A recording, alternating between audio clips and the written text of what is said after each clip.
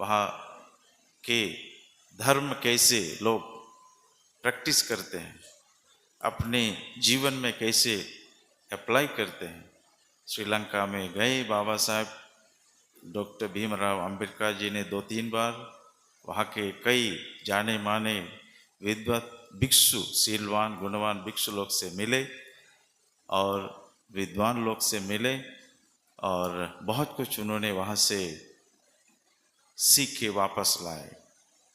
फिर बर्मा से, थाईलैंड से जाने के बाद उन्होंने एक किताब छोटा सा लिखने के लिए उनके मन में बहुत विचार किया था, हम कभी एक बौद्ध समाज निर्माण के लिए एक छोटा सा आचार संहिता लिखना चाहिए। लेकिन उनके समय में ये काम हो नहीं सका। लेकिन आज वो काम, क्या करुणाशील बनते जी, आप ये सभी बनतेगण, सभी उपासक उपासिका और हम लोग मिलके क्या नहीं कर सके? जो बाबा साहब के हाथ से जो काम नहीं हो सका, ये आप हम सब का बहुत बड़ा कर्तव्य होगा। बाबा साहब के लिए इस बहुत बड़ा सम्मान होगा अगर एक जो बौद्ध समाज निर्माण के लिए एक आचार संहिता हम लोग निर्माण कर सके, तो ये बहुत बड़ा उनके लिए एक ग्रेटिट्यूड होगा, एक कृतज्ञता होगी, ताकि हमारे आने वाले पीढ़ी के लिए, आगे जो हमारे यंग जनरेशन अभी जो इधर रहे, तो उनके लिए बहुत बड़ा एक आधारशिला बनेंगे आने वाले बौद्ध समाज। और बौद्ध होने के बाद उनके जीवन शैली कैसे होना चाहिए, आने वाले नेक्स्ट जनरेशन का जीवन शैली कैसे होना चाहिए, ये हम सबका बहुत बड़ा कर्तव्य होगा, समाज के लिए बहुत बड़ा सेवा होगा। इसलिए इस बात के लिए करुणाशील जी आप इस बात को आगे बढ़ा रहे हैं और सभी उपासक उपासिका, सभी बाकी भिक्षु बनतेगण, भिक्षुनीगण आप मिलके सहयोग कर रहे हैं, ये बहुत बड़ी काम है, बहुत बड़ा काम है। फिर से मैं साधुवाद देता हूँ। मुझे आशा है ये काम बहुत जल्दी पूरा होगा, बहुत जल्दी पूरा होगा और इसके लिए सभी लोग मिलना चाहिए, सभी विद्वत भिक्षु मिलना चाहिए और विद्वत जन मिलना चाहिए और समाज जो हमारे बौद्ध समाज के जो पढ़े लिखे लोग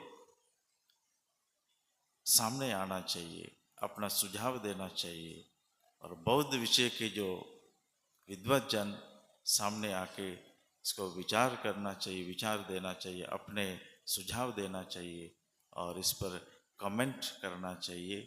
इसको एक बहुत अच्छा बौद्ध आचार संहिता हम लोग बनेंगे। देखिए, समाज का निर्माण के लिए एक आधारशिला बहुत जरूरी है। बुद्ध के समय भी पहले कुछ नहीं था। जैसे आपने सुना होगा विनय पिटक, आप सुना है विनय पिटक? और विनय पिटक दो प्रकार की है, एक है भिक्षु विनय पिटक, एक है भिक्षुनी विनय पिटक। लेकिन उपासक उपासिका के लिए कोई विनय पिटक नहीं है, भिक्षु के लिए है, भिक्षुनी के लिए है। क्योंकि वो भी बुद्ध बनने के 20 साल तक बुद्ध ने कोई भी कानून, नियम और कोई भी आचार संहिता नहीं बनाया, कुछ भी। तो लेकिन 20 साल के बाद बुद्धत्व के 20 सालों के बाद बहुत लोग भिक्षु शासन में आए और बहुत गड़बड़ी भी किए भिक्षु शासन के अंदर, इसलिए बदनाम भी हुए भिक्षु लोग। इसी कारण से बुद्ध को विचार करना पड़ा गंभीर, हम कैसे हमारे संघ को बचाएं, हमारे धर्म को बचाएं, हमारे बुद्ध शासन को बचाएं। यही वजह है जो विनय पिटक का शुरू हो गया। अगर उस समय विनय पिटक शुरू नहीं होते, आज भी, आज ये बुद्ध शासन खत्म हो गया था बहुत पहले से। अभी कहीं भी हो, किसी भी देश में जो विनय पिटक है, यही हमारा आधारशिला है। बुद्ध शासन का ये आधारशिला है, जो विनय पिटक, जो कोड ऑफ कंडक्ट है भिक्षु या भिक्षुणी के लिए।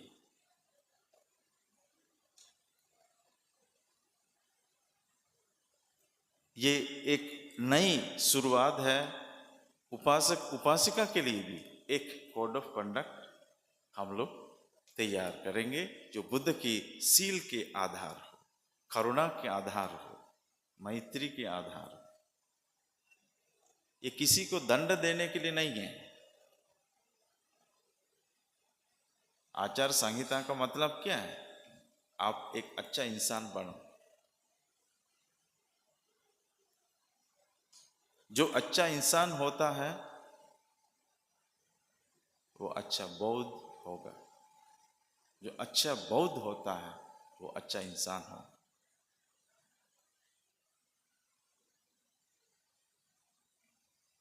इसलिए हम जो बौद्ध, बौद्ध किसको कहते हैं? बौद्ध जो जाग गए, जो जागृत हो। बौद्ध तो बुद्ध से आए।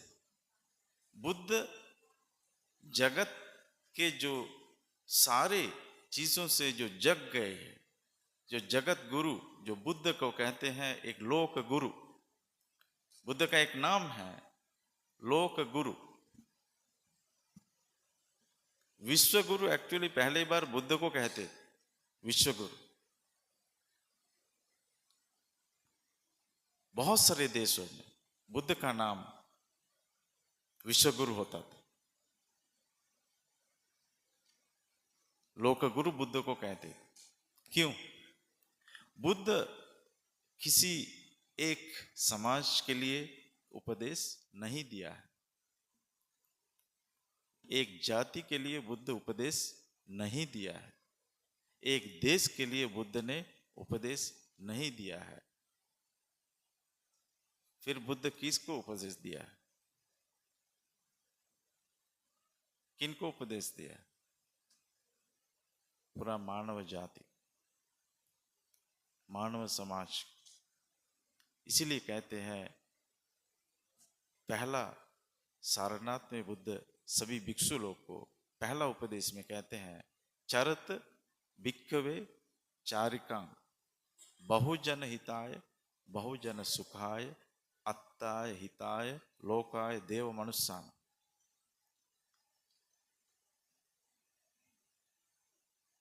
जो बुद्ध का उपदेश है पूरा मानव जाति को, जहां भी हो, जिस देश में भी हो, जिस समाज में भी हो,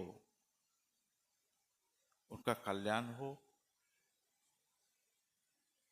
उनको मंगल हो, वो शांति में रहे, वो सुख से जिए।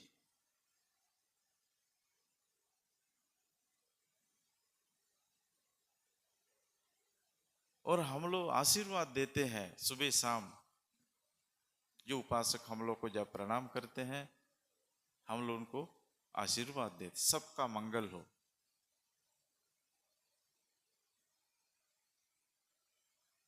हमारे पास आके कोई भी हाथ जोड़ सकते हैं, कोई भिक्षु को देख के, कोई भी, या कपड़ा पीला वस्त्र देखने के बाद, रास्ते में हो या ट्रेन में हो या बस में हो, कोई भी हमको हाथ जोड़ते, फिर हम उनको थोड़ा सा आशीर्वाद के रूप में क्या बोलते हैं?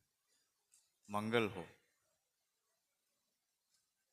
हम नहीं पूछते तुम कहां से हैं, तुम किस जाति के हैं, किस समाज के हैं, किस पंथी के हैं। हम सिर्फ बोलते हैं तुम्हारा मंगल, कल्याण हो। तो बुद्ध के संदेश जिस प्रकार से बाबा साहब ने एक छोटा सा किताब लिखने के लिए प्रयास किया।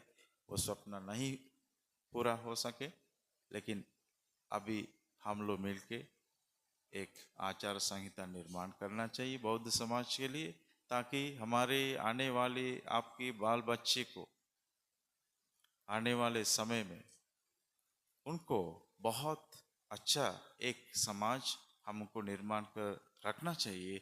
ये हमारे जो बुद्ध के धर्म के अनुसार एक इस प्रकार की समाज आगे आने वाले समय में निर्माण हो सके, ये हम सबका कर्तव्य होना चाहिए। आज जो भिक्षुगण हो, जो पेरेंट्स हो, उपासक उपासिकाएं हो, हम आप सबका ये बहुत बड़ा कर्तव्य होगा आने वाले समाज के लिए और आने वाले पीढ़ी के लिए। हम इस समाज को मजबूत बनाएं, मजबूत बनाएं। और इसलिए इसके लिए मैं साधुवाद देता हूँ। आप इसको करते रहें करुणाशील जी, और सबके साथ मिलके जो हमसे जो सहयोग हो सके आप जब भी हमको बताएं इस चीज़ को आगे ले आने के लिए। और मेरे तरफ से जो महाबोधि सोसाइटी ऑफ इंडिया के तरफ से जो इस कार्यक्रम आगे बढ़ाने के लिए आप हमसे जो चीज़ आप मांगेंगे या हमसे डिस्कस करना चाहेंगे आगे, हम हमेशा आपके साथ रहेंगे इसको सफलता बनाने के लिए।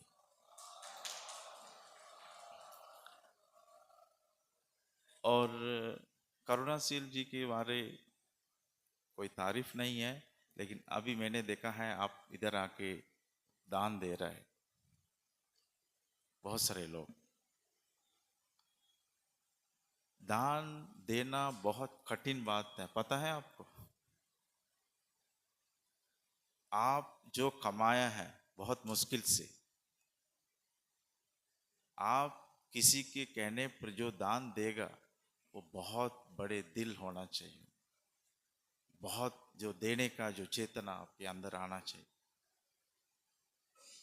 जो बंते जी जब बताए अपने धर्म भूमि के ऊपर, जो आपके अंदर देने का चेतना जग गए, जो बौद्ध कहते हैं जो जग जाते हैं अच्छे काम के लिए, अच्छे समाज के लिए, वो बौद्ध होता है। बौद्ध उनको कहते हैं क्योंकि बुद्ध के शब्द से ही बौद्ध बन गया।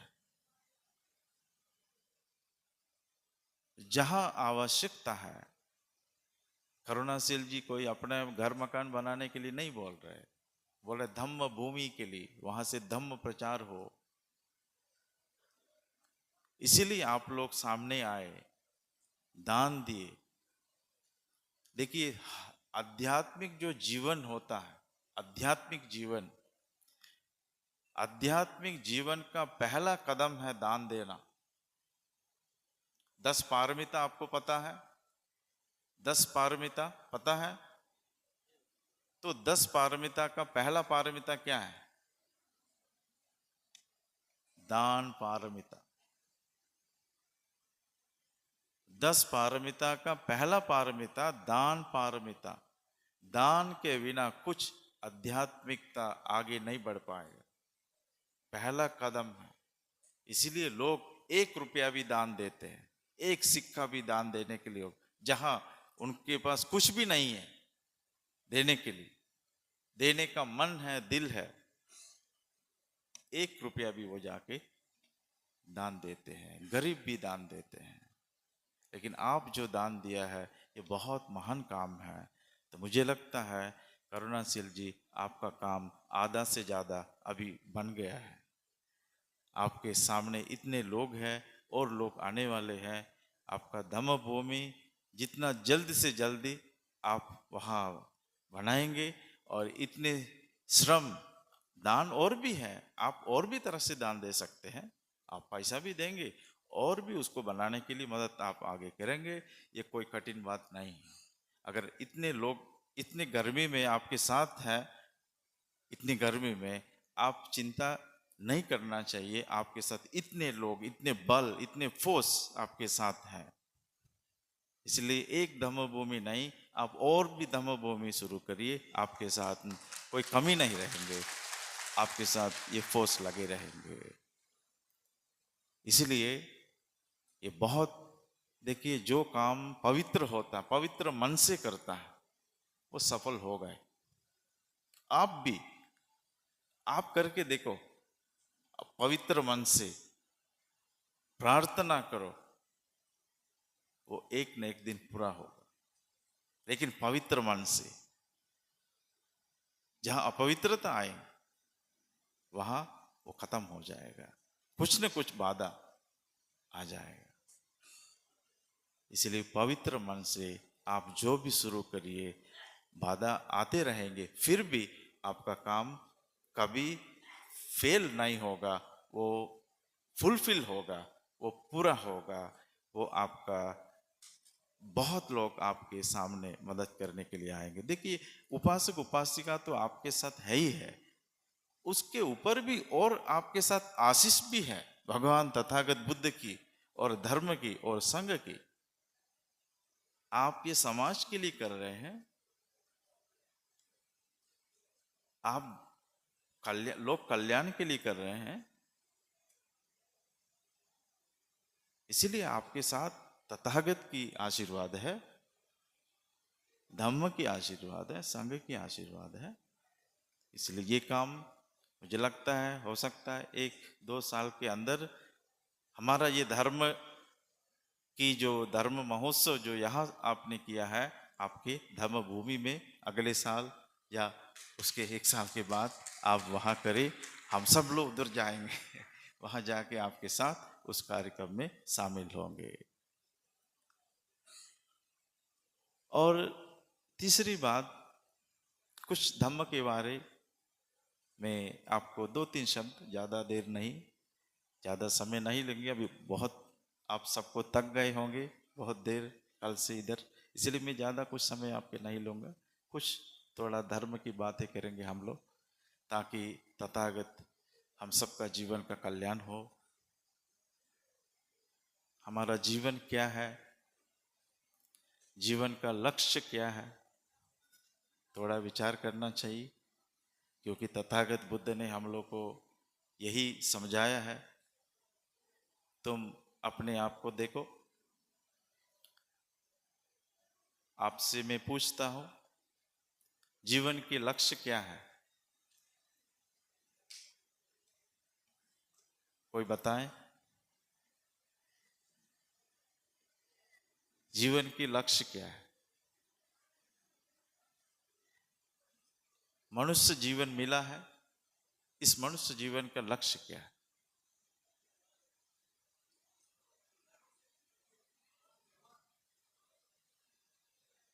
बनते लोग जानते होंगे, और मैं उपासक उपासिका से भी पूछता हूं, जो हमारा मनुष्य जीवन है, इस मनुष्य जीवन का लक्ष्य क्या है?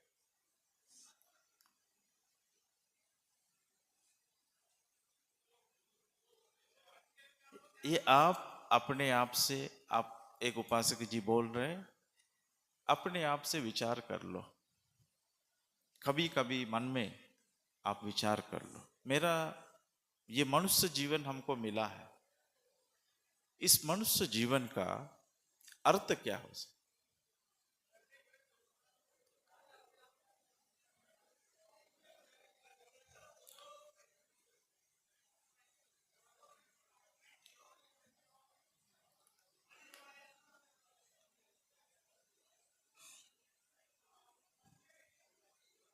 इसमें कुछ और भी उत्तर हो सकते हैं, आप अपने आप से भी क्वेश्चन करो। इसीलिए मैं पूछता हूं, कभी कभी आप लोग अपने आप से पूछ लेना। बोलिए उपासक जी।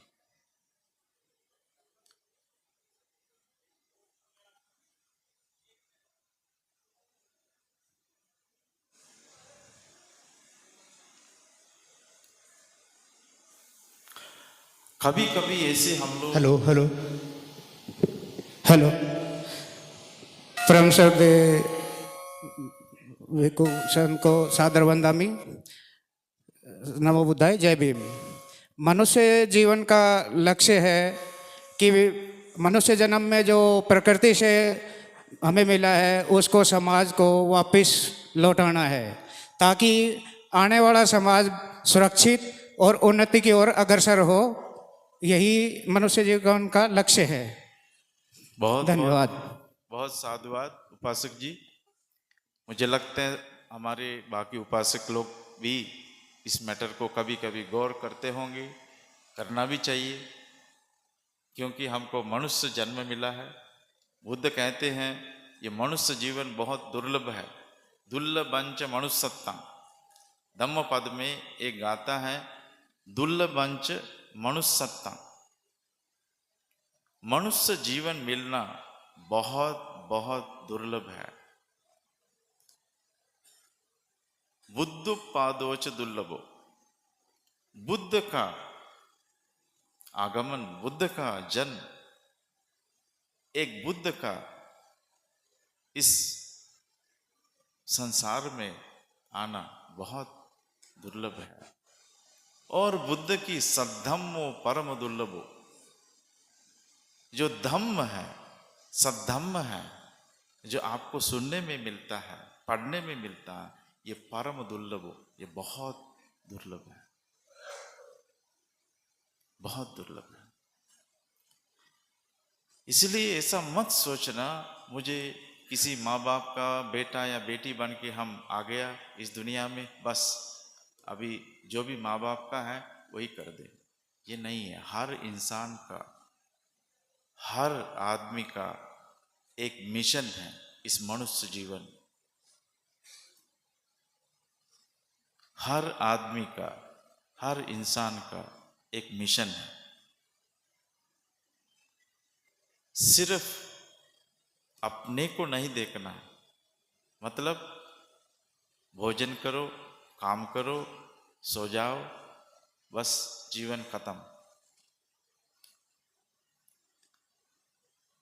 ये नहीं है।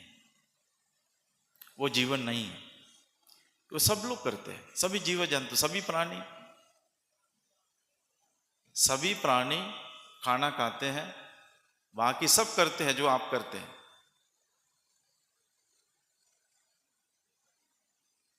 लेकिन सभी प्राणी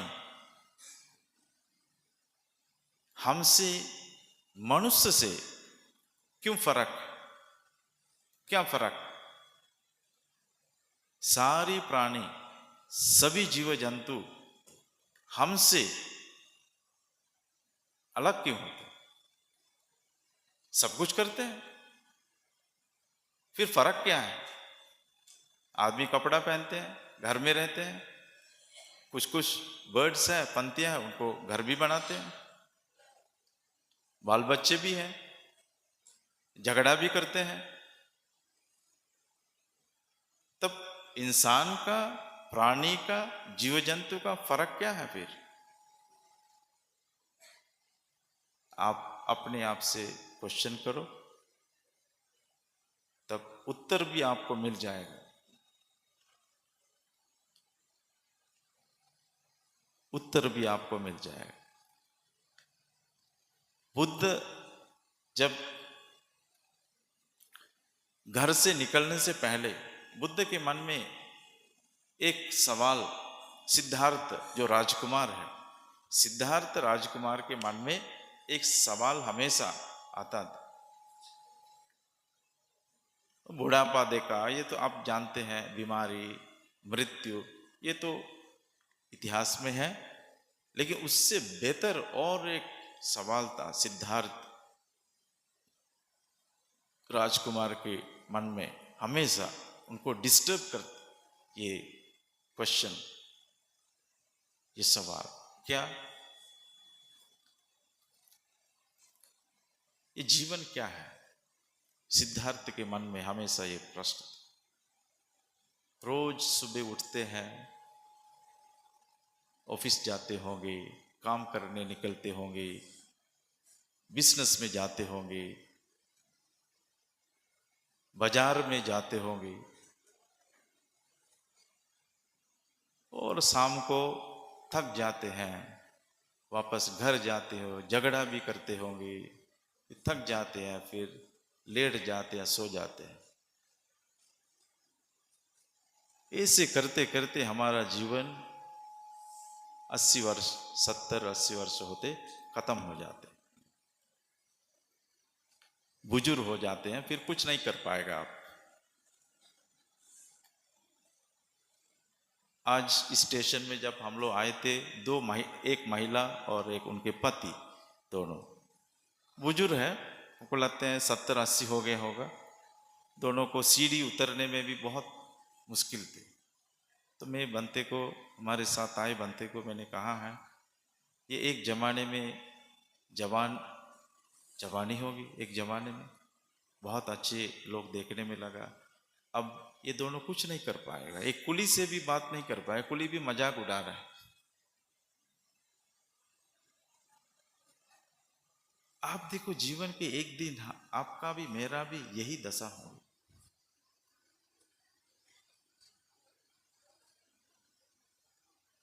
इसलिए बुद्ध के मन में ये बात उठे, जीवन का क्या सच है, what is the reality of this life, what is the truth of this life.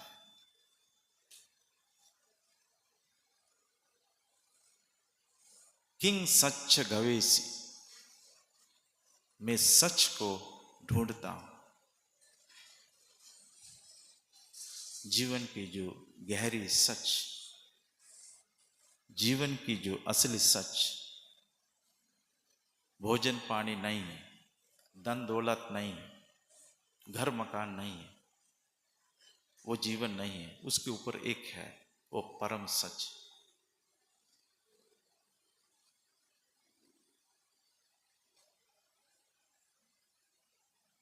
इसीलिए एक गाता है, सब दानं धम्म दानं जिनाति। आप सुने होंगे, ये बहुत पॉपुलर सेंटेंस है बुद्धिज्म के। सब दानं धम्म दानं जिनाति, इसका अर्थ है सभी दानों से, जो भी दान आप बोलो, सब दान, सभी दानों से सर्वोत्तम कौन सी दान है? धम्म दान। सब दानं धम्म दानं जिनाति।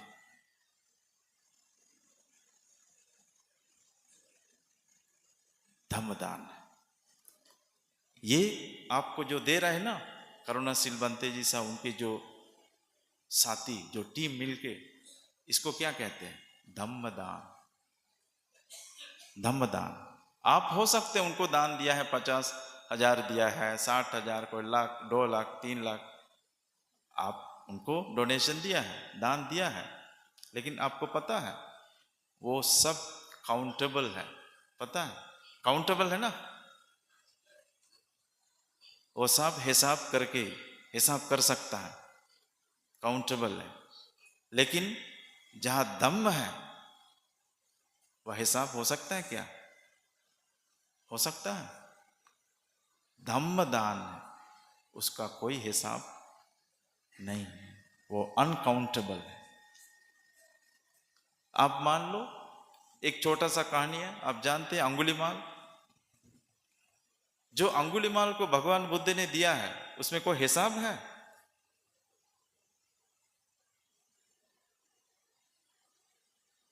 कोई हिसाब नहीं, कोई हिसाब नहीं, कोई हिसाब नहीं। इसलिए आप बुद्ध के नाम से, धम्म के नाम से, संघ के नाम से आप कुछ भी दे दो, वो आपके खाते में लिखा रहेगा।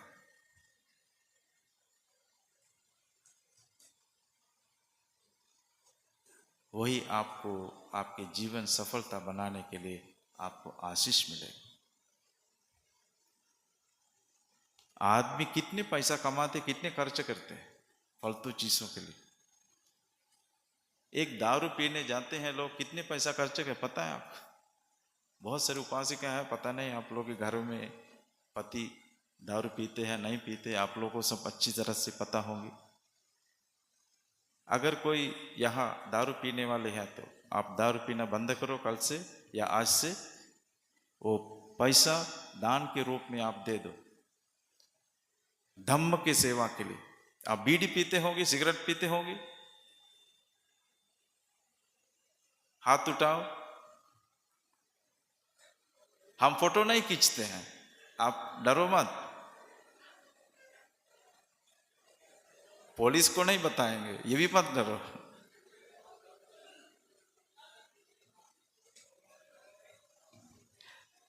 आप ऐसा करो, कोई भी चीज अगर बुरे आदत है आपके अंदर, अगर देखो बुद्ध शासन में आप घबराओ मत, चिंता भी मत करो।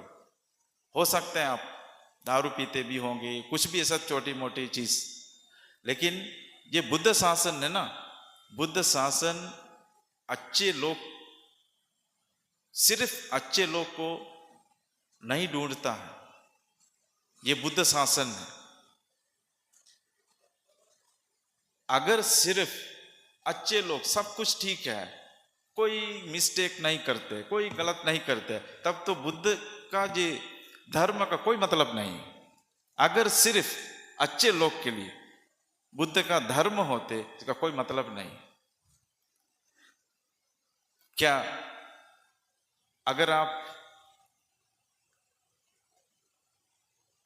बीमार नहीं होंगे, क्या आप डॉक्टर के पास जाएंगे? कोई बीमार नहीं है आपको, आप कभी हॉस्पिटल में नहीं जाएंगे, डॉक्टर के पास क्या करेंगे? वकील के पास क्यों जाएंगे आप? वकीलों के पास क्यों जाते हैं आप? डॉक्टरों के पास क्यों जाते हैं? अगर आप बीमार नहीं है, कोई भी परेशानी नहीं है, किसी से कोई डिस्प्यूट नहीं है, न वकील के पास आप जाते हैं न डॉक्टर के पास जाते हैं। बुद्ध के धर्म इसलिए है, सबके लिए है, वहां कोई भेदभाव नहीं है। आप ऐसा गलत कर रहे हैं इसलिए आप पास में मत आओ, ऐसा बुद्ध ने नहीं कहते हैं। बुद्ध सबको बुलाते, आओ मेरे पास आओ। बुद्ध के दरवाजे सबके लिए खुला है, चारों दिशा से आओ, जितना गलती करो कोई बात नहीं, जो भी गलती करो, लेकिन बुद्ध कहते हैं थोड़ा समझ। बुद्ध के पास आप जाएंगे तो बुद्ध क्या बोलते हैं?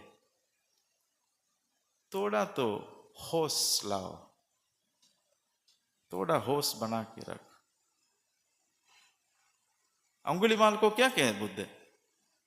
100 लोग 900 लोग मर काट के, गला काट के, गर्दन काट के अंगुलीमाल के पास जब बुद्ध पहुंचे, अंगुलीमाल को क्या कहा? तुम कोई बहादुरी नहीं अंगुलीमाल, ऐसा मत सोचो किसी का गला काटने से तुम बहादुरी बन जाता, हीरो बन जाता। जैसे आज के समाज में है, जो गला काटते हैं उसको सम्मान देते हैं,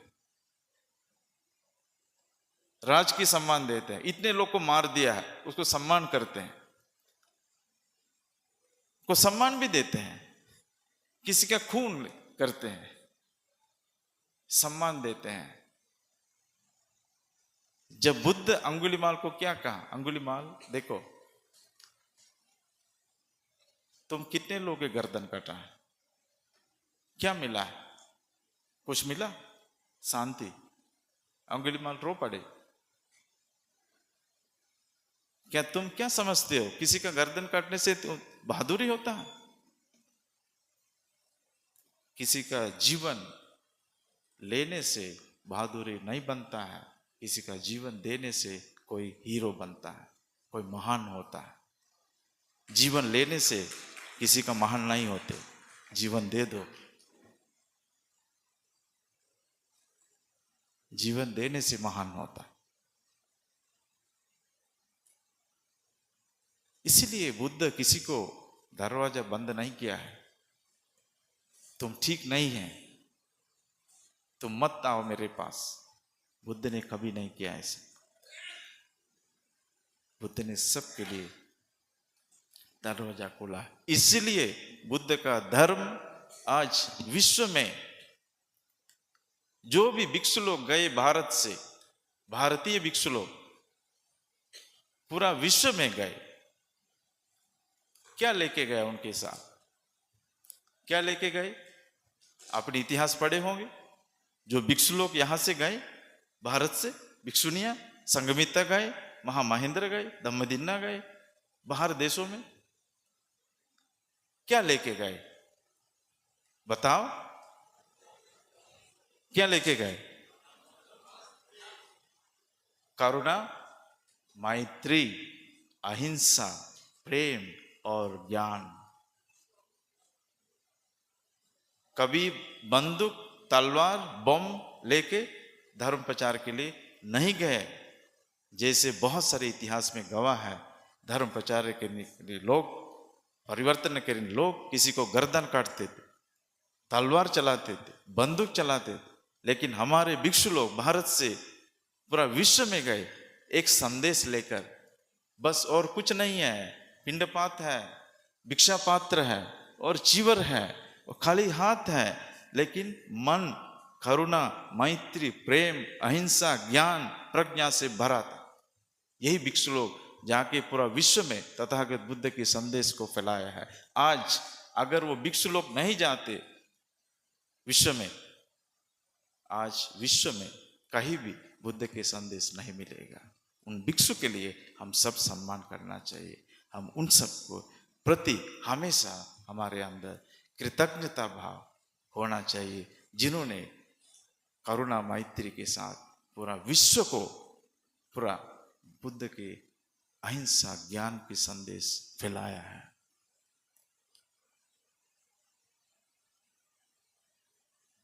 इसलिए हमारे बनतेगण यहाँ बैठे हैं, भिक्षुनी गण, उपासक उपासिका गण, आप बहुत बड़े महान लोग हैं। आप ये तो मत सोचना आप गरीब है, छोटे मोटे काम करते होंगे, किसी का कुछ महीना के कमाई बहुत कम होगी, इनकम बहुत कम है, गरीब है, ऐसे मत सोचना। कुछ लोग होंगे अच्छे व्यापार करने वाले भी इधर, अच्छी नौकरी करने वाले भी होंगे इधर। ऐसा मत सोचना कभी मेरे पास कुछ नहीं है। आप पता है, एक आदमी रोने लगा एक दार्शनिक के, एक भिक्षु के पास, मैं बहुत गरीब हूं। जाके ये कहने लगा भिक्षु के सामने, मैं बहुत गरीब हूं, मैं सुसाइड करना चाहता हूं। भिक्षु ने क्या क्या पता है, अच्छा तुम बोल रहे तुम गरीब है, तुम्हारे पास कुछ भी नहीं है, अच्छा तुम मरने के पहले एक मुझे काम करो, तुम अगर सुसाइड करना ही है तो एक काम करो, तुम्हारे जो आंख है, दोनों आंख जो है ना, मुझे दान करो मरने से पहले। आप कर सकता है ना? दोनों आंख भिक्षु ने कहा मुझे दान दे दो। फिर वो आदमी ने क्या कहा, वो तो अभी नहीं कर सकता। क्यों? उसके बिना हम देखेंगे कैसे? आंख के बिना अगर ये आंख आपको देगा, कुछ में अंधे हो जाएंगे। तो भिक्षु ने कहा इस आदमी को, देखो ये आंख तुम्हारे है ना, ये आंख के बिना तुम देख नहीं सकता, इसलिए पहला ये तुम्हारे पास जो प्रेशियस चीज है, जो सबसे कीमती जो चीज तुम्हारे पास है, तुम्हारा आंख।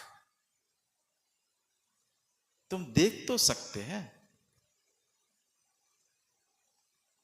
अगर तुम्हारे पास आंख भी नहीं है, मान लो इस दुनिया में कितने अंधे होंगे जो आंख भी नहीं है। आप कैन यू इमेजिन, आप उम्मीद कर सकते हैं अगर कोई अंधे होके कल आप अंधे हो जाएंगे, आपको क्या लगेगा? कल अंधे हो जाएंगे, आज आप धनी हैं, क्यों? आपके पास आंख है। कल अगर आप अंधे हो जाएंगे, फिर आपको फील होगा मैं गरीब हूं, मेरे आंख चले गए, मैं देख नहीं सकता, मैं देख नहीं सकता। इसलिए जो चीज है आपके पास, उसको प्रेशियस समझो। आप देख सकते हैं, आप सुन सकते हैं। कितने लोग हैं सुन नहीं पाएगा, सुनने में दिक्कत है, परेशानी है, मशीन लगाते हैं। आपके पास जो है उसको आप प्रेशियस समझो। कितने तो लंगड़े होते हैं, चल नहीं पाएगा। अगर आप कल आपके दोनों पांव कोई मार दे या गिर जाए, एक्सीडेंट हो जाए, क्या गारंटी है कोई इस लाइफ का? कोई गारंटी है? आपने कोई इंश्योरेंस करके रखा है होगा ना? इंश्योरेंस किया है? लाइफ इंश्योरेंस नहीं किया है? कोई किया है? आप हाथ उठाइए थोड़ा सा। अगर जो लाइफ इंश्योरेंस है जिसके पास, ठीक है, धन्यवाद। कौन आपको लाइफ इंश्योरेंस दे सकते हैं? बताओ। आपको लाइफ इंश्योरेंस कोई नहीं दे सकते। सब कुछ होने के बाद कुछ पैसा आपके खाते में जाएंगे, आप बिल वगैरह दे दो, कुछ पैसा तो मिल जाएगा, लेकिन आपका लाइफ का कोई इंश्योरेंस नहीं दे सकते। अगर कोई दे सके, वो केवल तथागत बुद्ध की ये संदेश है, आपका लाइफ इंश्योरेंस दे सकते हैं कि तुम्हारे अंदर, तुम अपने आप को विश्वास करो।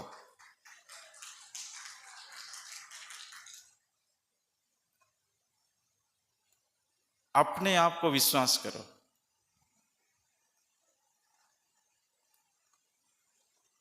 अपने आप तभी विश्वास कर सकते हैं आप, तब धम्म को आप सीखो, आपको मन को जानो।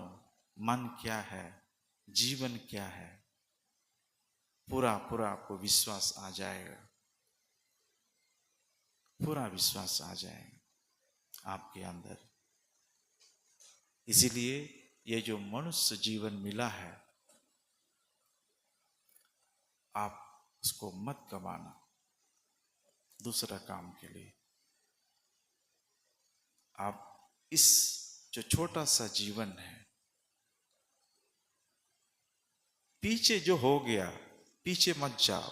भगवान बुद्ध का धर्म पता है, समसामयिक है, वर्तमान काल में। बुद्ध स्वप्न नहीं बताते आपको, बुद्ध असली बात बोलते हैं, आपको अच्छा लगे या आपको बुरा लगे। आपको स्वर्ग में भेजने का नकली स्वप्न आपको नहीं दिखाते तथागत बुद्ध। जो झूठे स्वप्न, ये बुद्ध का धम्म नहीं है। बुद्ध जो रियलिटी है, जो सच है, वो बहुत ताजा ताजा है। सच आपको बताते हैं, क्योंकि आपको सुनने में तो दुख लगता है। इसलिए बुद्ध का जो पहला, जो 4 आर्य सत्य की पहला सच क्या है? दुख। और ये 4 आर्य सत्य है ना बुद्ध के धर्म में। क्या है पहला सच? दुख। हाँ, दुख का ये सच। दूसरा दुख समुदय और ये सच। तीसरा दुख मार्ग और निरोध आर्य सत्य और दुख मार्ग आर्य सत्य। 4 सच, ये 4 प्रकार की सच है। पहला ही उपदेश में ही बुद्ध ने बताया 4। इसीलिए जो बाहर के लोग, बहुत सारे देशों के लोग बुद्ध का ये धर्म सुनने से उनको बहुत दुख लगता है, कष्ट होता है। क्यों? बुद्ध बोलते हैं जीवन दुख है। पहले जो बुद्ध की जो धम्म को अनुवाद करते समय वेस्टर्न लोग, वेस्टर्न स्कॉलर्स, जो पश्चिम देश के लोग हैं, वो बहुत चिंता होने लगा, उनको क्वेश्चन मार्क होने लगा, ये बुद्ध क्या कहते हैं, जीवन दुख का इतने अच्छा जीवन है। आपको भी कभी कभी लगा होगा ना, बुद्ध कैसे कहते हैं, तो अच्छा, सब कुछ अच्छा लगता है, सब कुछ देखने में सुंदर लगता है। बुद्ध क्या बताते हैं? ये पश्चिम देशों के लोग के मन में ये बात आने लगा, बुद्ध दुख किसको कहते हैं? जीवन दुख है। आप किसी को अगर ऐसा नहीं लगता है, जीवन दुख नहीं है, जरा सा हमको बताओ। अगर आपको समझ में नहीं आता ये जीवन दुख क्यों कहते हैं, अगर आपको नहीं समझ में आता, आप उसको खोजो, धीरे धीरे आपको समझ में आएगा। आप जो सोचता है वो सच नहीं है। आप सोचते होंगे वो सच है, लेकिन आप जो सोचता है वो सच नहीं है। आपको अनुभव करते हैं वो सच है। आपके मन में बहुत विचार आते रहते हैं, बहुत विचार से आपको सच अनुभव नहीं होता है। ध्यान से और अनुभव से आपको सच क्या है अनुभव हो सकता है, सच क्या है जान सकते हैं। इसलिए बुद्ध ने धम्म पद में 2 गाथा बहुत, आप धम्म पद पढ़ो। करुणाशील बनते जी को मैं ये बात भी कहता हूं इस मंच पे, आप धम्म पद आप प्रिंट करो, उसका प्रिंटिंग करने का जो खर्च वगैरह होगा वो मैं देता हूँ, महाबोधि सोसाइटी को ज्ञान करता हूँ। जो धम्म पद की आप सरल हिंदी से और जो बाकी लैंग्वेज है इंडिया के, आप उसको प्रिंट करो, ट्रांसलेट करा दो, अनुवाद करा दो। धम्म पद ये हर बुद्धिस्ट के हाथ में होना चाहिए, सभी बुद्धिस्ट के हाथ हमेशा आप रखना चाहिए। धम्म पद छोटा सा एक किताब है, बहुत छोटा सा हल्का पतला किताब है। इसको आप प्रिंट करके अलग अलग भाषाओं से आप सबको दे दो, दान दे दो। ऐसे प्रोग्राम में एक किताब दे दो, दान दे दो, फ्री में। दान देंगे तो वो अलग बात है लोग, लेकिन उसको फ्री में बांट दो। दान, धम्म दान कर देना सबको। और उसका परीक्षा भी ले लो आप, कभी कभी उपासक उपासिका लोग से, ये बनते लोग से भी उसका परीक्षा भी ले लो, ये पढ़ता है या नहीं, इसका जीवन कुछ जानो। इस जीवन में अगर आ गया तो मनुष्य जीवन कुछ जान लो, ऐसे खाली हाथ में मत जाना वापस। कुछ मतलब है जीवन में, इसीलिए आप इधर है, एक मिशन है, इसीलिए आप आ गया है मनुष्य जीवन। खाली हाथ में मत जाओ, एक मिशन लेके आए, उस मिशन को पूरा करो। धम्म पद का ये 2 गाथा है, उसको मैं पढ़ के इसका अनुवाद करके मेरा 2 शब्द समाप्त करता हूँ। आपको ये गाथा मैं सुनाता हूँ, आप भी उसको बोलो मेरे से। हम बोलेंगे उसके बाद आप बोलो, उसके बाद मेरा 2 शब्द समाप्त करता हूँ। ये पहला गाथा है, आप बोलो। मनोपुब्बंगमा धम्मा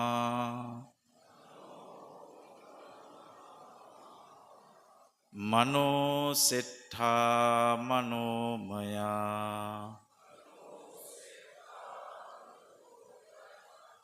मनसाचे पदुट्ठेन भासति वा करोति वा ततो नं दुःखमन्वेति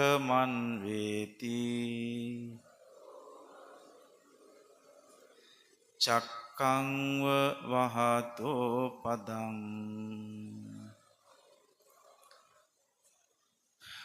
उसका अर्थ है, आप बात में करुणाशील बनते से या किसी भिक्षु से आप पूछ लो, लेकिन मैं थोड़ा सा अनुवाद करता हूं। उसका अर्थात मनो पुब्बंगमा धम्मा, मन सभी धर्मों का, सभी जो भी धर्म है, मन सभी धर्मों का अगुआ है।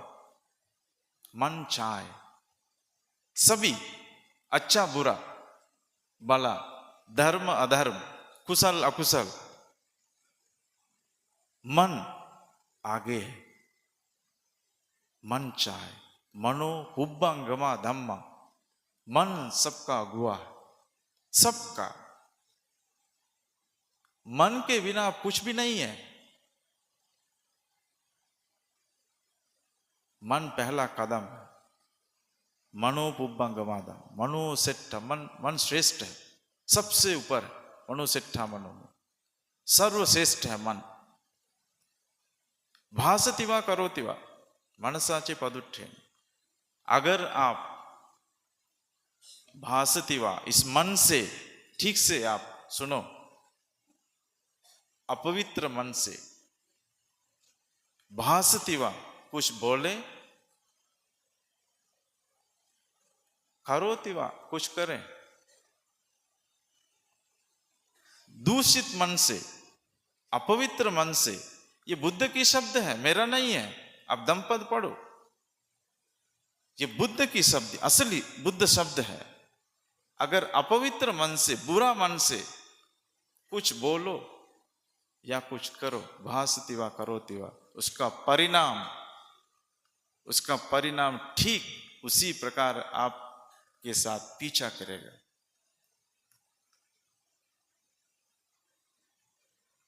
उसके अनुसार हमेशा उसको कर्म बनेगा, एक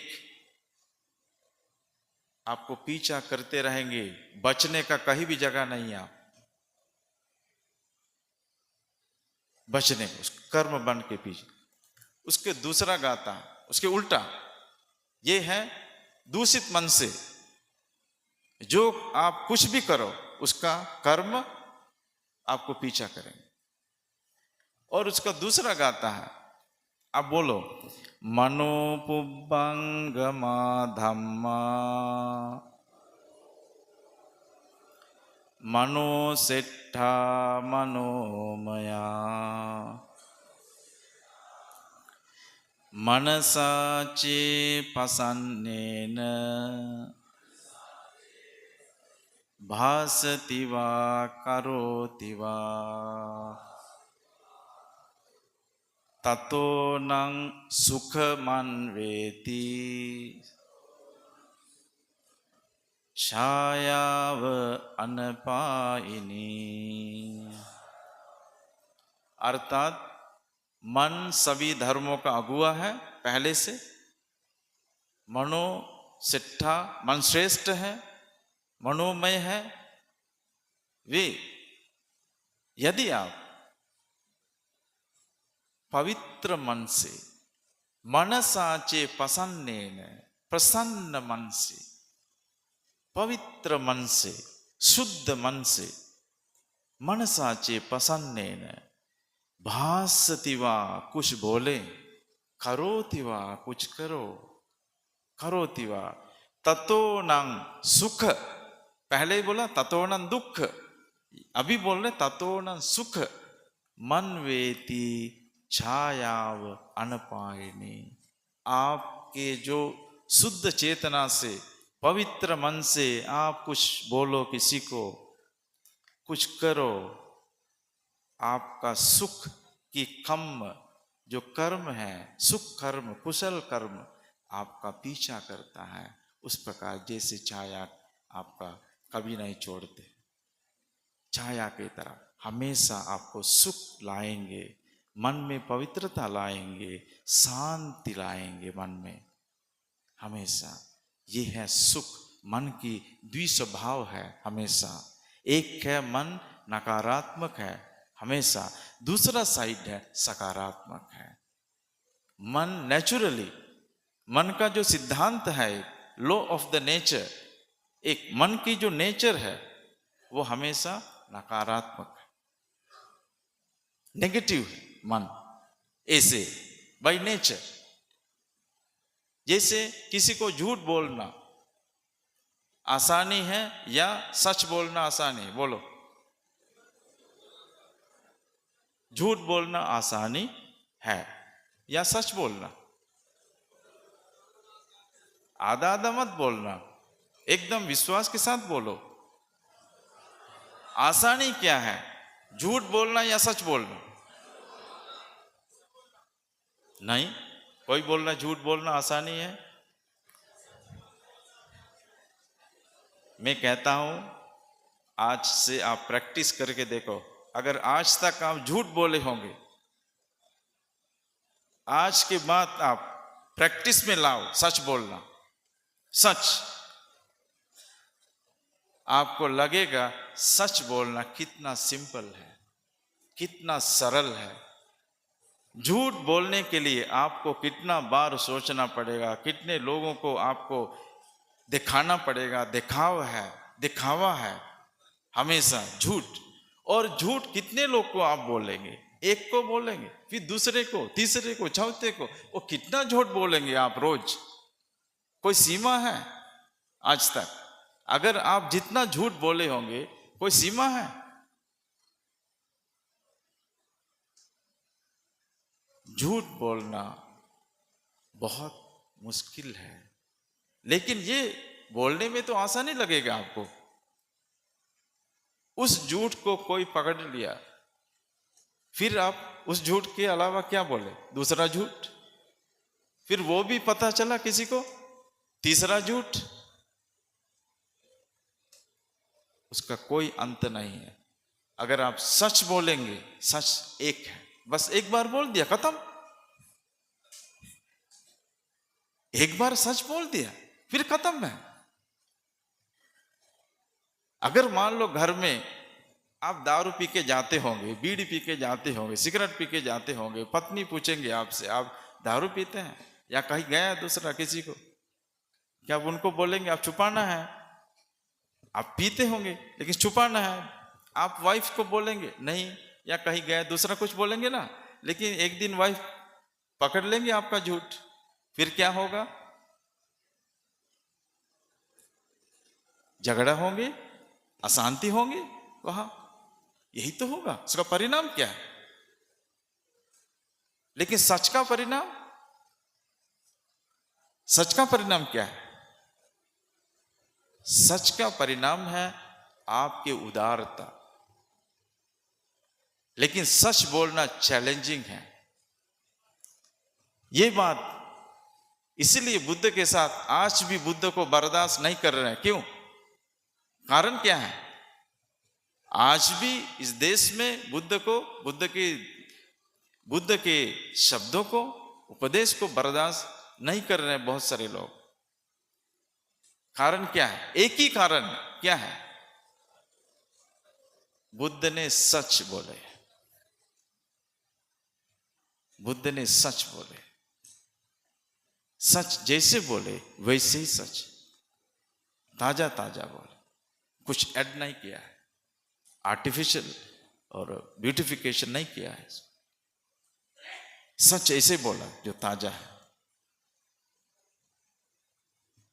इसलिए बुद्ध आज विश्व में जो बुद्ध ने बताया है, पूरा विश्व में विस्मित हो रहा है बुद्ध के ज्ञान को देख आज पूरा विश्व। इसलिए आप बहुत धन्य हैं।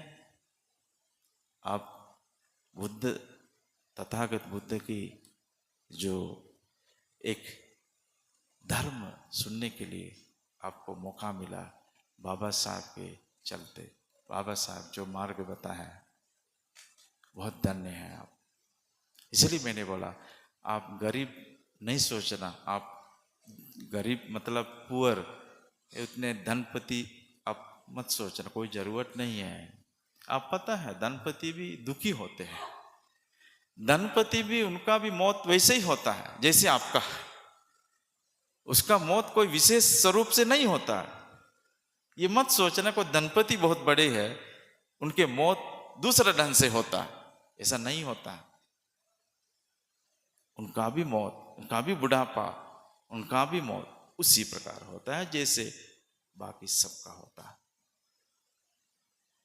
आपके अंदर जो धन है, करुणा, मैत्री, प्रज्ञा, इसको आप बढ़ा, यही असली धन है, यही असली धन है।